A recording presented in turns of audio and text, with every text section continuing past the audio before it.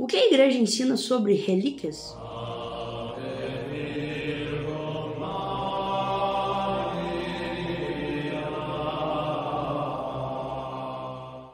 Olá, sejam muito bem-vindos à nossa aula O que a igreja ensina sobre relíquias.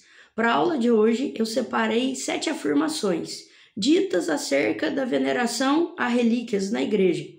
E eu vou fazer análise dessas 7 afirmações, se elas são verdadeiras ou falsas. Comece então com a primeira afirmação. Relíquia é coisa sagrada. E vocês acham que essa frase ela é verdadeira ou falsa? Já comentem aí, antes de eu dar a resposta, comente aí nos comentários aí do YouTube se vocês acham que isso está certo ou se isso está errado. E acertou quem respondeu então que essa frase é verdadeira. De fato, relíquia é coisa sagrada. E o fundamento disso está na Sagrada Escritura, está no magistério e está na tradição. Então, eu vou começar aqui com o fundamento nas Sagradas Escrituras. Eu trouxe 3 passagens, tanto do Antigo Testamento quanto do Novo. Começo lá no Antigo Testamento, segundo livro de Reis, capítulo 13, versículos 20 e 21. E está diz respeito sobre Eliseu. Para quem não sabe, Eliseu, um profeta, um homem muito santo do Antigo Testamento. Quando Eliseu morreu, sepultaram-no. Ora, naquele ano, bandos de Moabe infestaram o país. Alguns homens que estavam sepultando outro homem, ao avistarem os bandos, jogaram o cadáver no túmulo de Eliseu e fugiram. Quando tocou os ossos de Eliseu, o homem reviveu e se pôs de pé. Então aqui está acabando de narrar um milagre que aconteceu, um homem que ressuscitou ao tocar nas relíquias, ou seja, nos restos mortais de um homem santo que foi Eliseu. E reparem que os homens que jogaram esse cadáver não tinham a intenção de que esse milagre acontecesse, não foi por superstição ou acreditando que aconteceria alguma coisa. Eles simplesmente jogaram o cadáver para se livrar desse cadáver e fugir. E Deus, de livre e espontânea vontade, ele quis fazer um milagre manifesto através das relíquias desse profeta Eliseu. Desde já é bom ressaltar que todos os milagres acontecem por meio de Deus. Deus é quem realiza os milagres e ele se utiliza como causa segunda das relíquias, dos restos mortais de seus santos. Mas o milagre quem realiza é Deus. Então aqui Deus realiza um milagre claro e manifesto de um homem que ressuscita ao tocar nas relíquias de um homem santo lá do Antigo Testamento. Mas os fundamentos bíblicos continuam. E aí nós vamos agora para o Novo Testamento. E nós vamos lá para Atos dos Apóstolos, capítulo 5, versículos de 12 a 16. Muitos sinais e prodígios eram realizados entre o povo pelas mãos dos apóstolos. Todos os fiéis se congregavam bem unidos no pórtico de Salomão. Nenhum dos outros ousava juntar-se a eles, mas o povo estimava-os muito. Entretanto, crescia sempre mais o número dos que pela fé aderiam ao Senhor, uma multidão de homens e mulheres.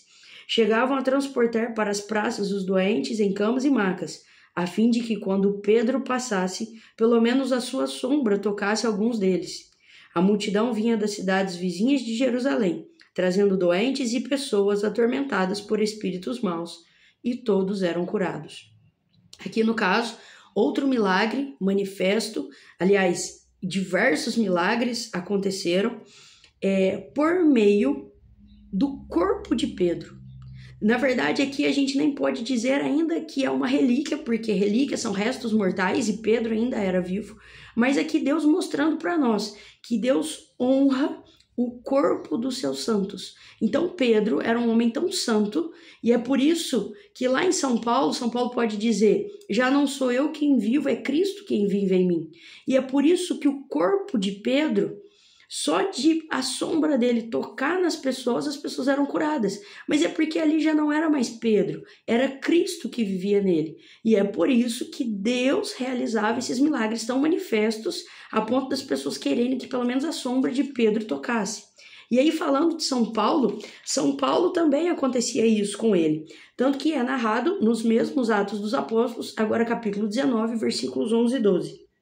Deus realizava milagres extraordinários pelas mãos de Paulo, a tal ponto que pegavam lenços e aventais que tivessem tocado sua pele para aplicá-los sobre os doentes, e as doenças os deixavam e os espíritos maus se retiravam.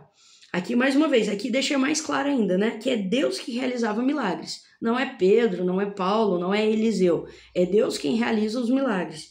E ele realizava que jeito?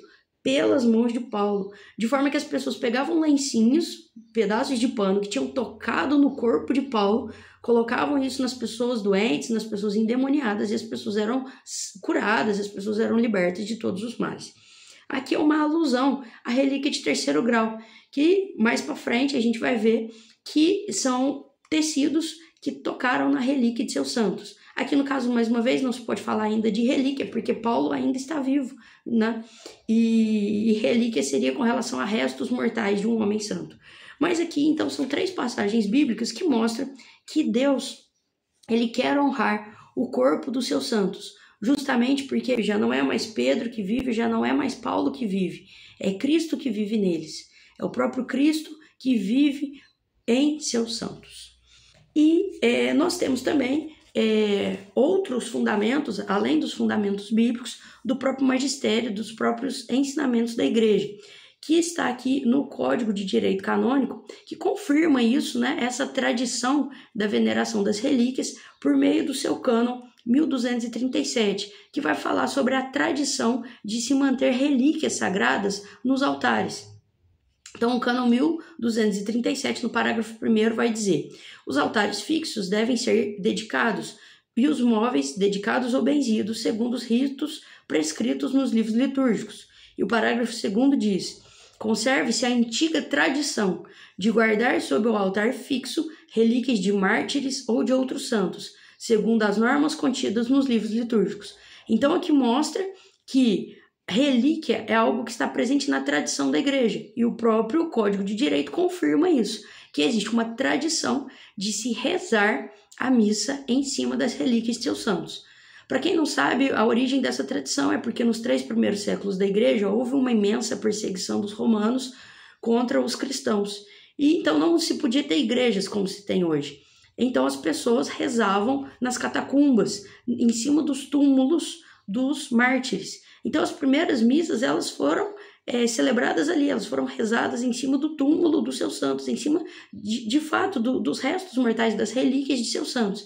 E isso se manteve. Então essa tradição se manteve. Então por isso existe aí também o fundamento na tradição. Depois, uma outra frase, se a gente vai analisar ela, se ela é verdadeira ou falsa.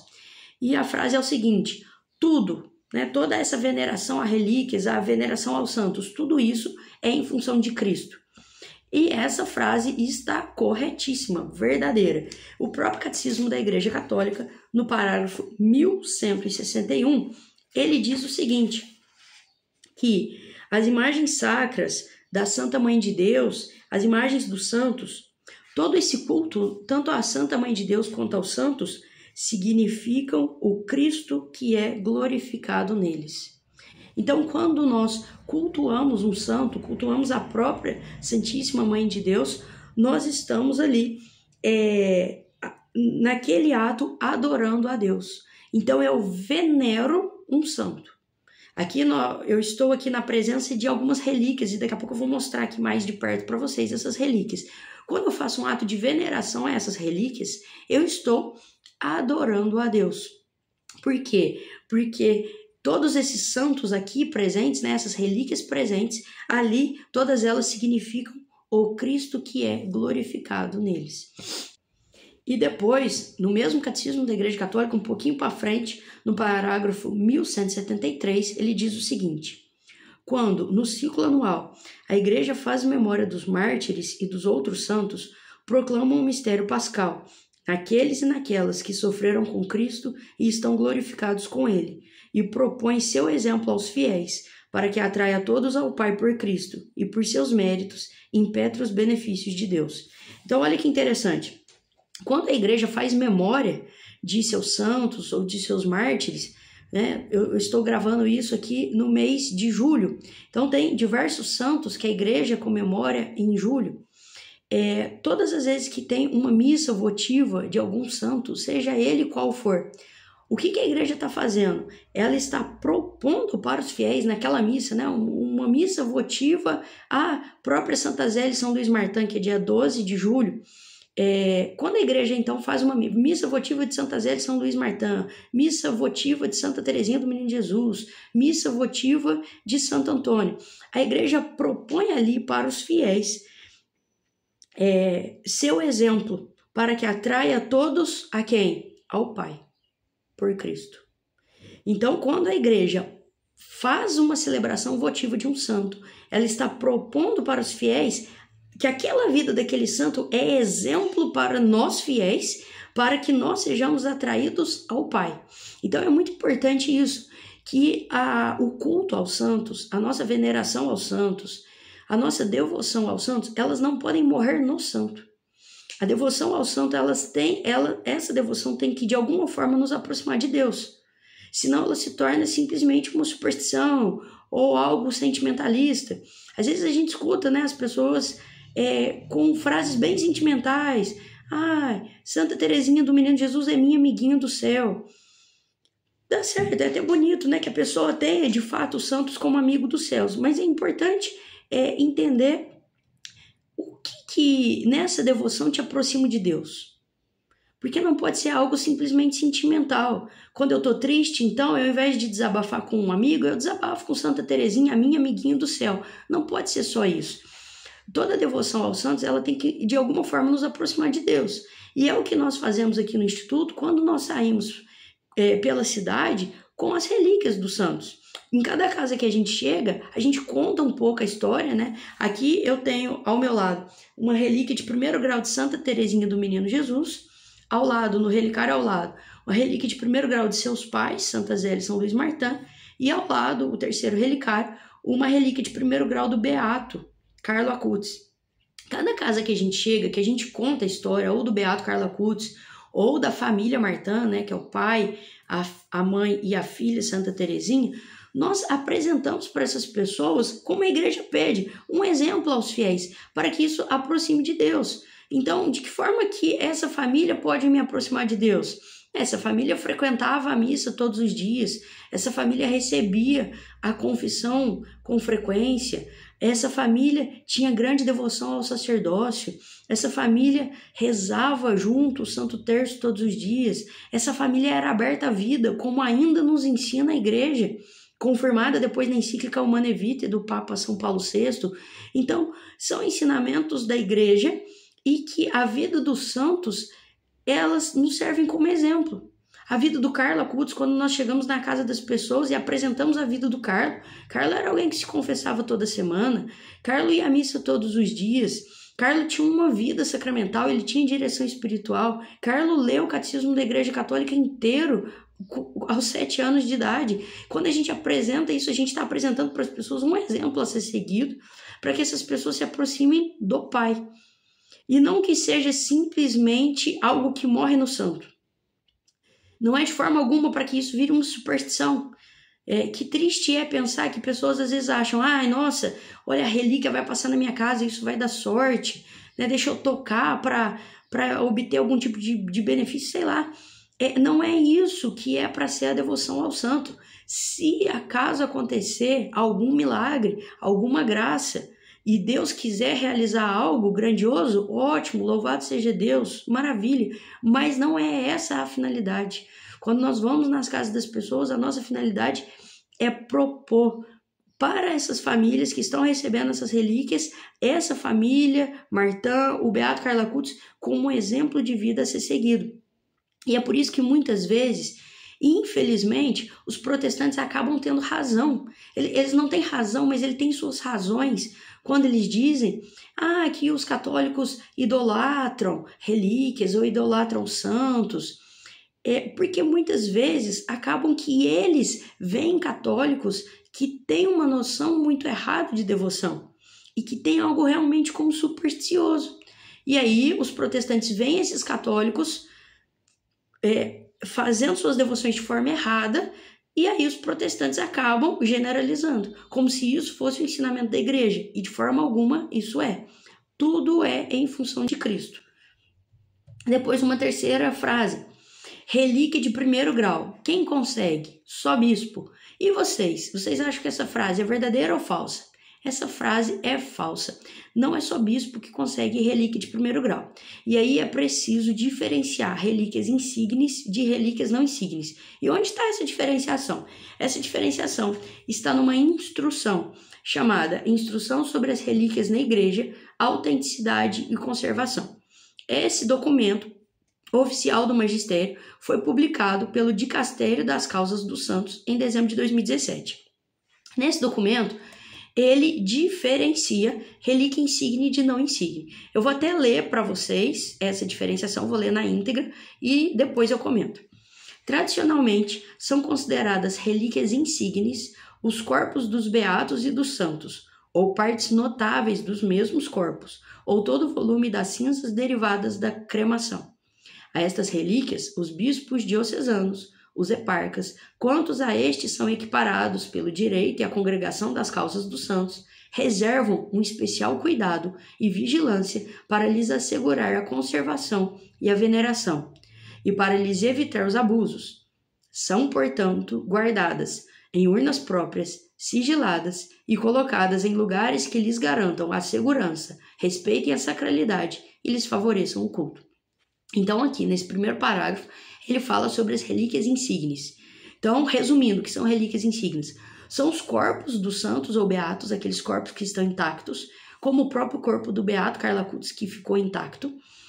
Então, o corpo inteiro, ou partes notáveis, partes significativas do corpo dos santos. Como o ano passado, gravo esse vídeo em 2025, o ano passado, 2024, teve aqui no Brasil uma peregrinação de uma grande relíquia de Santa Teresinha do Menino Jesus, que era o fêmur e o pé.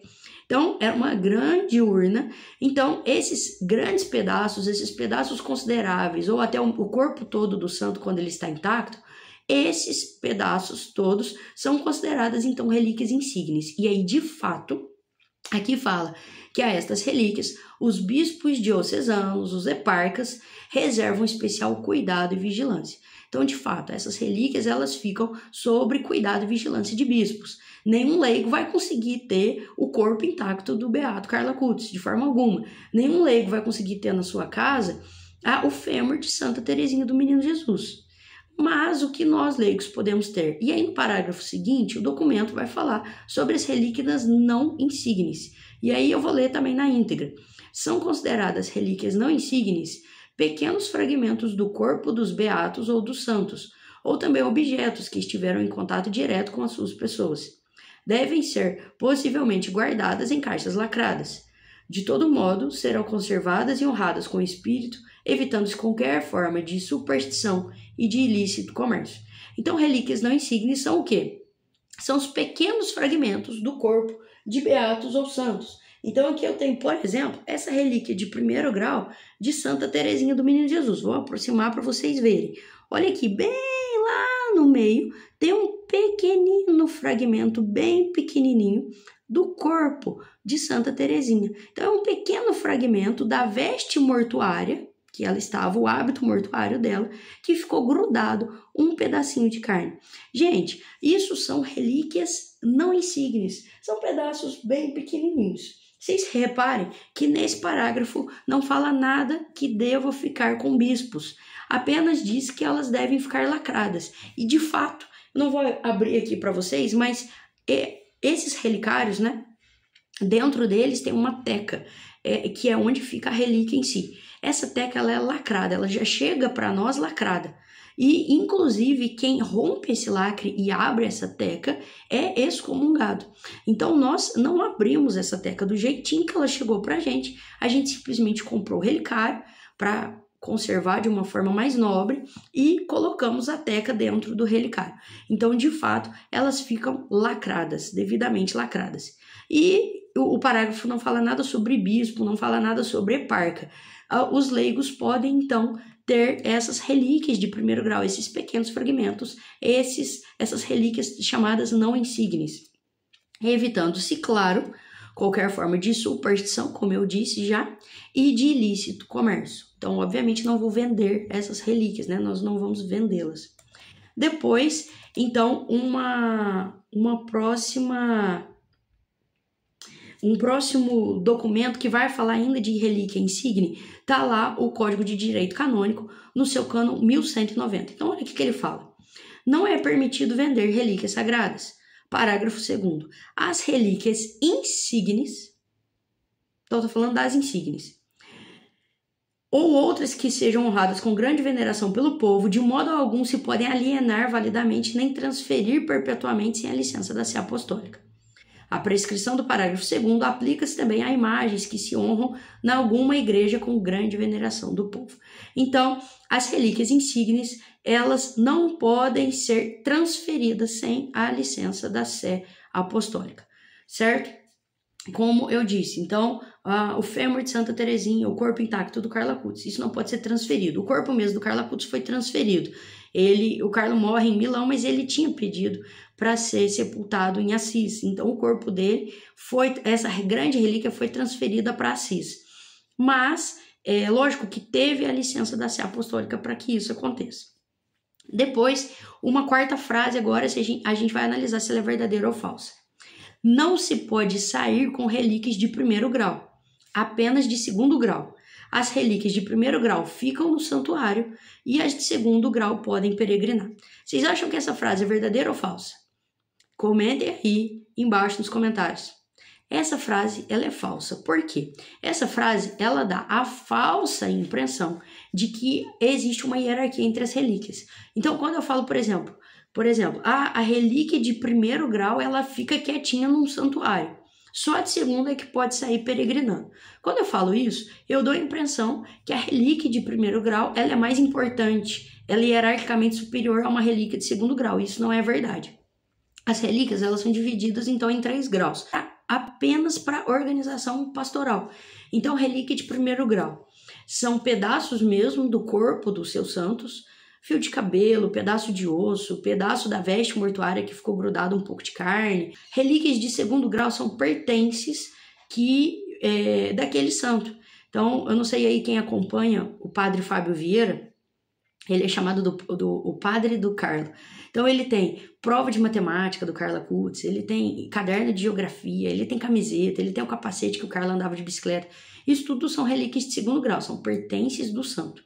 E relíquia de 3º grau são panos nobres, seda ou linho que tocaram o corpo do santo. Só uma observação, que essas relíquias de 3º grau, elas não podem ser multiplicadas, porque às vezes as pessoas podem pensar, então quer dizer que se eu pegar um pano nobre, né, de linho e tocar aqui nesse relicário e cortar em 1000 fragmentos, eu vou ter 1000 relíquias de 3º grau. Isso não é verdade, tá? Isso não é possível. Como que se faz uma relíquia de 3º grau? E eu tenho aqui relíquias de 3º grau, tenho aqui do Beato Carlo Acutis, tenho do Venerável Guido Schaffer, tenho dos nossos próprios patronos aqui, relíquia de 3º grau de Santa Zélia e São Luís Martin. Como que são feitas essas relíquias de 3º grau? Acontece o seguinte, eles pegam um pano nobre, ou linho, ou seda, e colocam o corpo do santo ali em cima.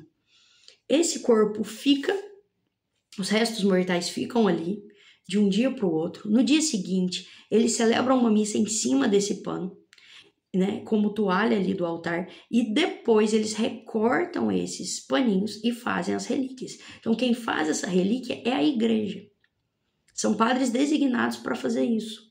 Então, não é qualquer pessoa, certo? E então é quando a gente recebe essas relíquias. E percebam que eu não toco na relíquia, ela é protegida.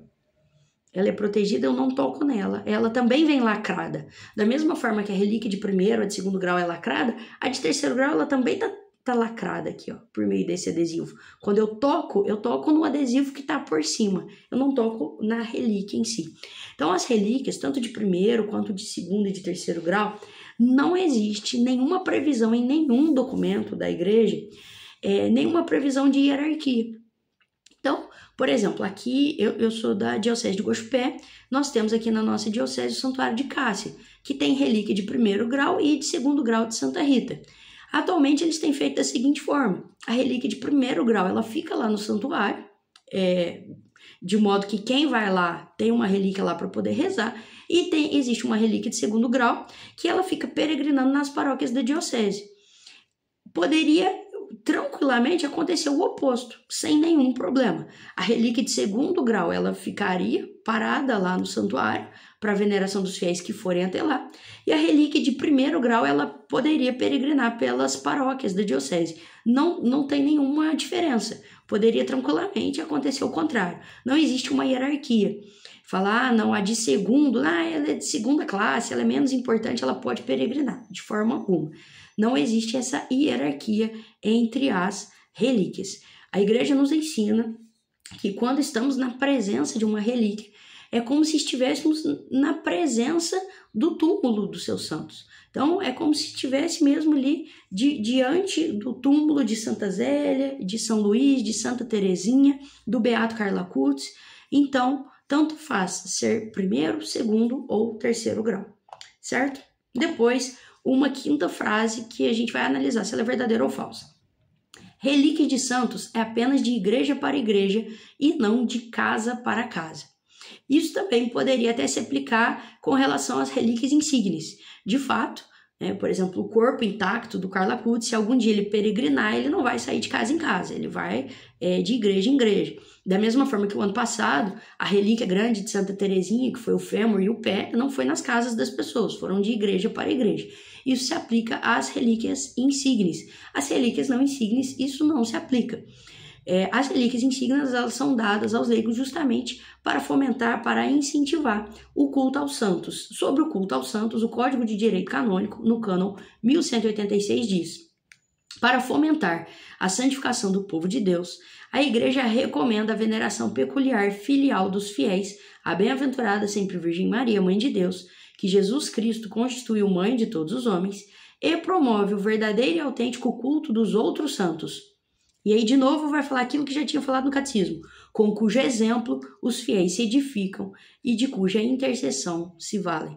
Então, a igreja recomenda essa veneração dos santos. Então, é bom sim que se tenha essas relíquias. A própria igreja dá essas relíquias, né? Elas são distribuídas, várias missas votivas que nós vamos, todas essas relíquias aqui mesmo, eu recebi em missas, santas missas que eu fui e que foi distribuído para todos os fiéis essas relíquias de terceiro grau. Com qual objetivo a igreja, ela mesma, distribui essas relíquias? Para que os fiéis tenham em casa e com cujo exemplo os fiéis se edificam e de cuja intercessão se valem. Então eu tenho essas relíquias, eu recebi da própria igreja, recebi na paróquia essas relíquias. Para quê? Para que eu me edifique com o exemplo deles.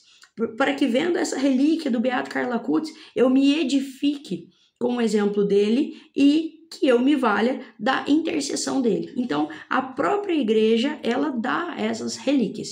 Então, se fosse para que as relíquias ficassem apenas na igreja e não pudessem ir nas casas, a própria igreja não daria, não distribuiria essas relíquias. Então, é possível sim que se tenha relíquias em casa, tanto de primeiro, de segundo ou de terceiro grau, porque, mais uma vez, não existe hierarquia entre elas.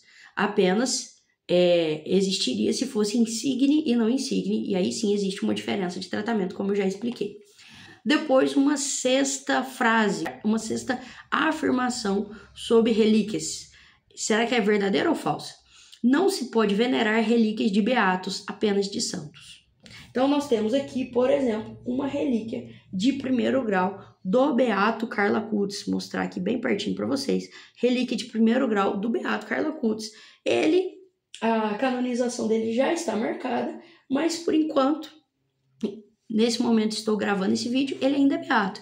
E aí, pode ter uma veneração dele, pode ter um culto público dessa relíquia, ou eu preciso guardar ela aqui e esperar ele ser canonizado? E aí a resposta está lá no Código de Direito Canônico, 1187. Então essa frase de que não se pode venerar relíquias de beatos, ela é falsa.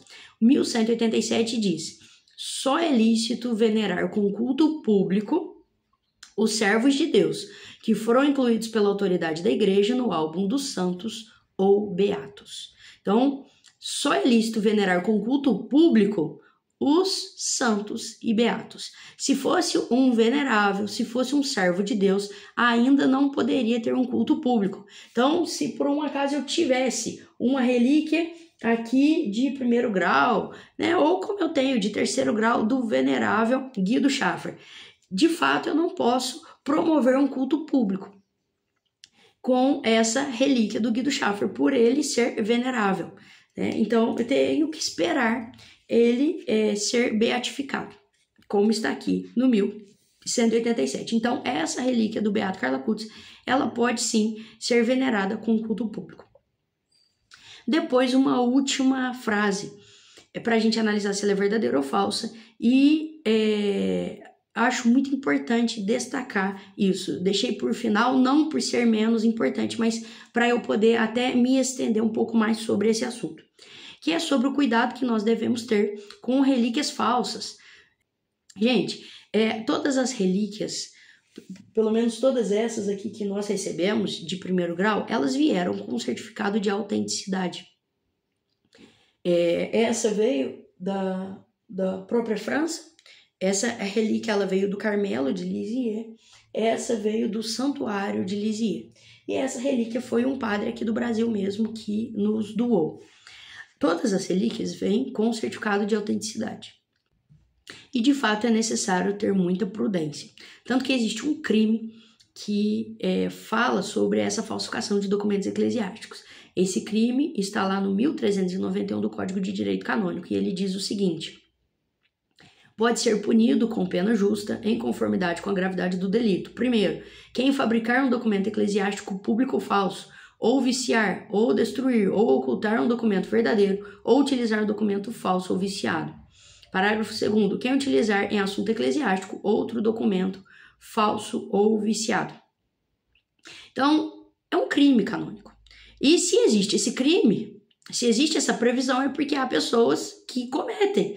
Porque se nunca ninguém na história tivesse feito isso, nunca tivesse havido a possibilidade disso acontecer, nem existiria esse crime. Se existe esse crime é porque, de fato, existem pessoas que falsificam documentos eclesiásticos, falsificam aí certificados de autenticidade e relíquia.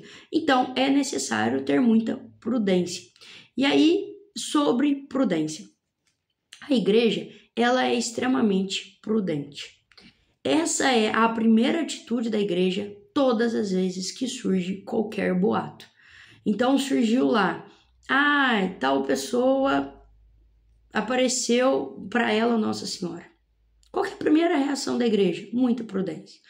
Tal pessoa apareceu aqui com uma relíquia de 1º grau de um santo. Qual é a primeira atitude? A prudência.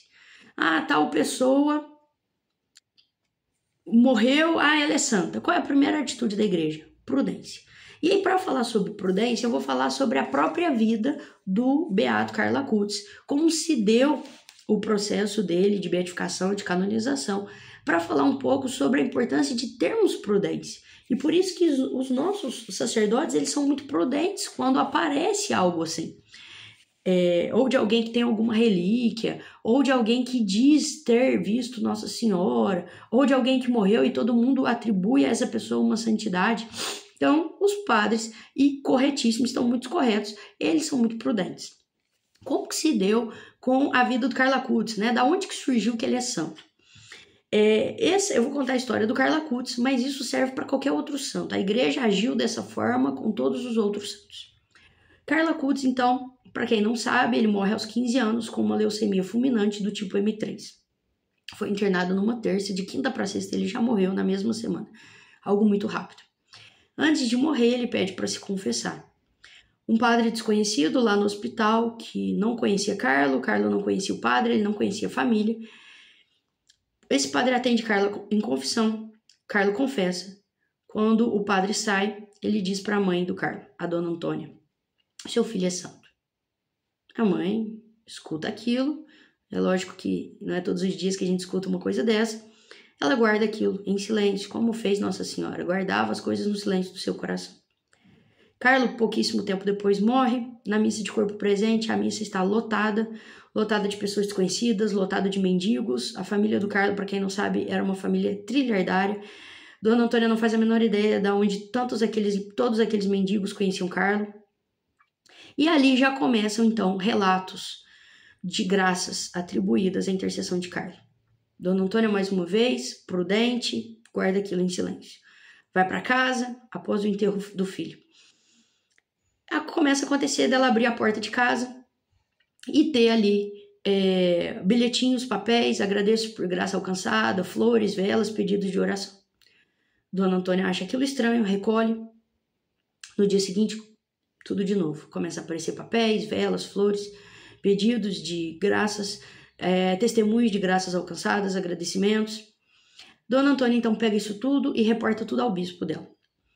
Desde o que o padre disse quando atendeu em confissão, a estranha presença de pessoas desconhecidas na missa de corpo presente do Carlo, todos os papéis, velas, flores e bilhetinhos que ela recebia. Qual a primeira atitude do bispo? Prudência. Então vamos investigar. Então abre-se então o processo de beatificação de Carlo com muita prudência. Ali a vida dele é totalmente investigada, os colegas que estudaram juntos, os familiares, o pároco, o diretor espiritual, o confessor, todos são ouvidos. Até que, depois de um longo processo, ali na própria diocese dele, em que Carlos se torna então servo de Deus, esse processo é remetido ao Vaticano, onde se inicia a segunda fase. Como o Vaticano recebe qualquer processo? Com prudência. E aí existe uma pessoa no Vaticano que antigamente, antes do Concílio Vaticano II, levava o nome de advogado do diabo. Esse nome não é mais usado, mas esse cargo ainda existe, que é uma pessoa cuja responsabilidade dela, cujo cargo dela é encontrar coisas que desabonem a moral daquele candidato a santo. Então eles começam a vasculhar a vida do Carlo, vasculham o computador, histórico de pesquisa para ver se tinha alguma pesquisa imoral, procuram, vasculham e não encontram absolutamente nada que desabone a moral dele. Nada. E pelo contrário, em vez de encontrar coisas que desabonem, encontram virtudes heróicas. É aí que Carlos se torna então venerável, o segundo estágio num processo de canonização. Só que a igreja reage a isso com prudência. Então a igreja pede que exista uma confirmação do céu se realmente aquela pessoa é santa. E é por isso que é exigido que um milagre aconteça. O milagre é algo que a ciência não explica, que não tem nem 0,00001% de chance de acontecer pela medicina. A igreja não tem pressa de que isso aconteça, então a igreja espera. Esse milagre aconteceu. Aconteceu, coincidentemente, no Brasil.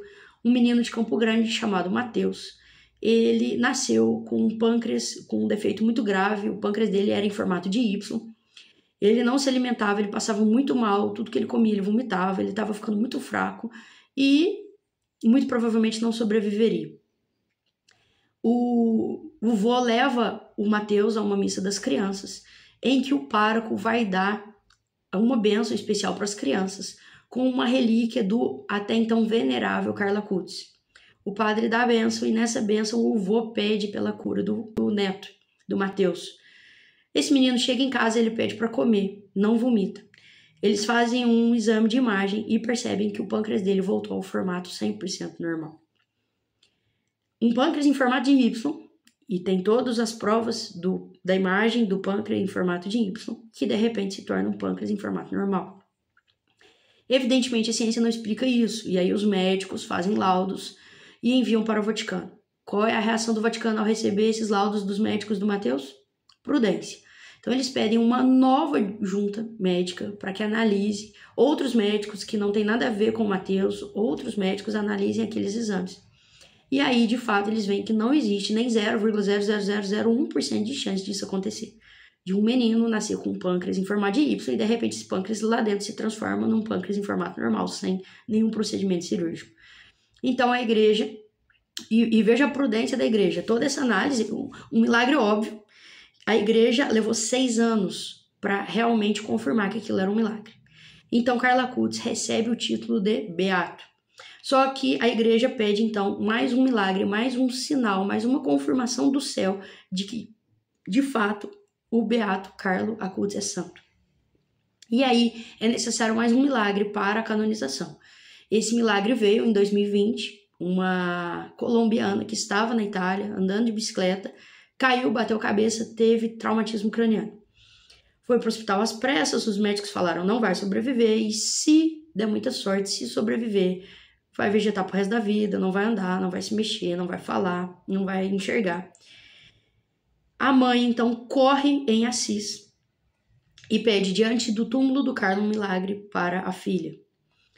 A filha acorda, conversa, pede para ir embora e vai embora andando. Um milagre óbvio. Os médicos, então, enviam todos os relatórios ao Vaticano. O Vaticano pede uma nova junta que analise. Um milagre tão óbvio, algo tão evidente, ainda assim levou-se 1 ano e meio para a igreja declarar que aquilo de fato era um milagre, ou seja, algo sobrenatural, algo que está acima da natureza humana. Gente, para ser milagre não é assim que teve que ter uma luz, né? Então a menina foi iluminada por uma luz misteriosa, ela ouviu, os médicos ouviram voz, não teve nada sobrenatural visivelmente. Mas é algo sobrenatural no sentido de que está acima da natureza humana. Está acima da natureza humana de que alguém que teve um traumatismo severo, traumatismo craniano, ela acorde, peça para ir embora, se levante e vai embora andando. Está acima da natureza humana. Então, por isso a igreja reconhece, isso está acima da natureza, isso é sobrenatural, isso é um milagre. Então, aí sim, marcam então a canonização do Beato Carlo Acutis. A princípio, o Papa Francisco marcou para o dia 27 de abril, faleceu no dia 21, e agora o Papa Leão XIV marcou novamente para o dia 7 de setembro. É interessante narrar essa história do Carlo Acutis para que a gente veja qual é a posição da igreja e é a posição que nós devemos ter todas as vezes que nós ficarmos sabendo de qualquer coisa aparentemente sobrenatural. Então, é importante essa prudência. E é por isso que os padres são tão prudentes. E às vezes a gente pensa que é porque o padre é cético, o padre não acredita. O padre é prudente e ele tem mesmo que ser prudente.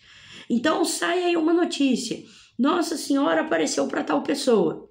Gente, a atitude do padre é o quê? A prudência. Gente, calma. Não é assim. E essa deveria ser também a nossa atitude, né? Em vez da gente sair correndo, vamos então todo mundo para lá e tal.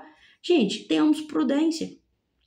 Não é questão de ser cético ou questão de não acreditar, ou às vezes a gente pensa, será que é porque eu não tenho fé? Não é isso, é a igreja, é isso que, esse é o caminho, é isso que ela nos ensina, a ter essa prudência, em tudo. Não sei se vocês sabem, mas no Vaticano, os peritos que analisam os milagres, tem diversos peritos contratados que são ateus, justamente porque às vezes o fideísmo cega a pessoa. A pessoa fala, nossa, olha lá, um milagre e tal, e ela já tem a tendência de acreditar se a pessoa for muito religiosa.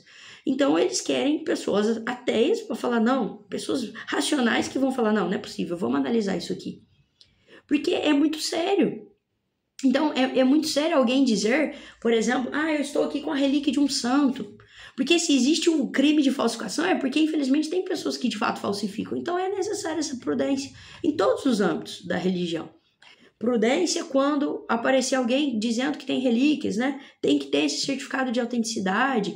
Prudência quando alguém falar que viu uma aparição de Nossa Senhora. Prudência quando alguém falar que teve ali uma voz que falou com ela. A Nossa Senhora me revelou alguma coisa. É muito importante essa prudência, que é o que a igreja faz e é o que nós devemos fazer também. Portanto, imitemos essa prudência da nossa santa e mãe igreja. E é isso, então eu concluo com essa análise dessas 7 frases, se são verdadeiras e são falsas. Espero que essa aula tenha ajudado vocês a entenderem um pouco mais sobre o que a igreja ensina sobre as relíquias, sobre qual o fundamento, tanto na Sagrada Escritura, na tradição e no magistério, disso, né, de se ter veneração sobre relíquias e da prudência que nós devemos ter sobre qualquer fenômeno que possa se dizer sobrenatural. Espero que tenham ajudado vocês também a serem mais devotos também da vida dos santos e a terem os santos não como uma superstição, mas sim como uma forma de exemplo e de intercessão. Então é isso, muito obrigada e fiquem com Deus.